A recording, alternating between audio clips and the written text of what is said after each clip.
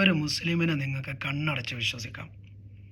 നിങ്ങൾ ഏത് മതക്കാരനാവട്ടെ, ഇനി മതം തന്നെ ഇല്ലാത്ത ഒരാളാണെങ്കിലും ഒരു യഥാർത്ഥ മുസ്ലിം ഒരിക്കലും നിങ്ങളെ ചതിക്കില്ല. ഒരു തരത്തിലുള്ള വഞ്ചനയോ അക്രമമോ അനീതിയോ ഒരു മുസ്ലിമിൽ നിന്ന് നിങ്ങൾ ഭയപ്പെടേണ്ടതുമില്ല. പിന്നെ നിങ്ങൾ ആകെ ചെയ്യേണ്ടത് അവനൊരു യഥാർത്ഥ മുസ്ലിം ആണോ എന്ന് ചെക്ക് ചെയ്യുക മാത്രമാണ്. കേവലം അറബി പേരായതുകൊണ്ട് മാത്രം ഒരാൾ മുസ്ലിം ആവുന്നില്ല.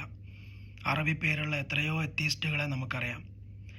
കേവലം 5 നേരം നമസ്കരിച്ചത് കൊണ്ടോ റമദാൻ മാസത്തിൽ നോമ്പ് നോറ്റത് കൊണ്ടോ മാത്രമോ ഒരാൾ മുസ്ലിം ആവുന്നില്ല.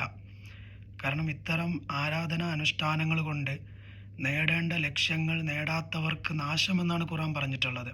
അപ്പോൾ പിന്നെ ആരാണ് മുസ്ലിം? മുസ്ലിം എന്ന പദത്തിൻ്റെ അർത്ഥം അനുസരിക്കുന്നവൻ എന്നാണ്. അതായത് പരിപൂർണമായും ദൈവത്തെ അനുസരിച്ച് അവൻ്റെ കൽപ്പനകൾ അനുസരിച്ച് ജീവിക്കുന്ന ഒരാളെയാണ് മുസ്ലിം എന്ന് പറയുക.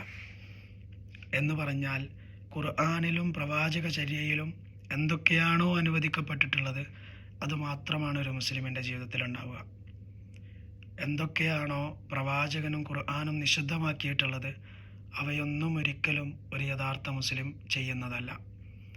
അതായത് അക്രമം, ചതി, വഞ്ചന, അന്യായമായ കൊലപാതകം, അനീതി തുടങ്ങിയ യാതൊരു സാമൂഹ്യ ദ്രോഹങ്ങളും ഖുർആനോ പ്രവാചകനോ ഒരു തരത്തിലും അനുവദിക്കുന്നില്ല. അതുകൊണ്ട് തന്നെ ഒരു യഥാർത്ഥ മുസ്ലിമിനെ നിങ്ങൾക്ക് കണ്ണടച്ച് വിശ്വസിക്കാം.